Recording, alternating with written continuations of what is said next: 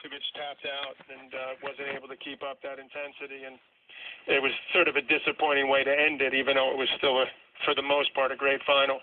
We like to put the label of greatest ever, and I saw where you're saying Nadal has the chance, given his age, the number of Grand Slam events he's won, or Serena where she is and trying to catch Steffi Graf for the number of Grand Slams. But how would you define, what is your criteria for saying somebody is the greatest ever, men's and women's tennis? Well, the greatest ever, obviously, Rod Laver is always going to be considered one of the greats. He was my idol, along with a lot of other people. I think the greatest fast court player is Pete Sampras.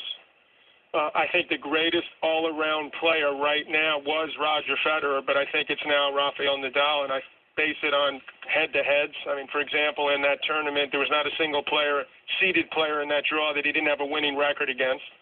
He's got a pretty significant winning record, 21-10 against Federer.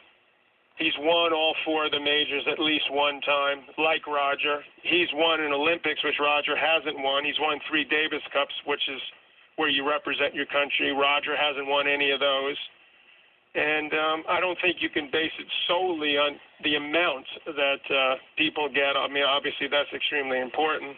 But Rod Laver, during 5 or 6 years of his prime, wasn't allowed to play any of the tournaments because he turned professional. So clearly, had he played, if you think about the fact that he won the Grand Slam in 1962 and then won it again 7 years later, and for 5 of those years couldn't play any of the events whatsoever, I would have thought he would have won at least 10 of them.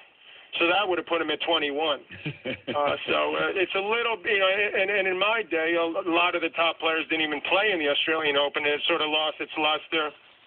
It was at a point where they were offering me, early in my career, guarantees to play a major event. So things have changed quite a bit. I give them credit for sort of bringing that tournament back to life, and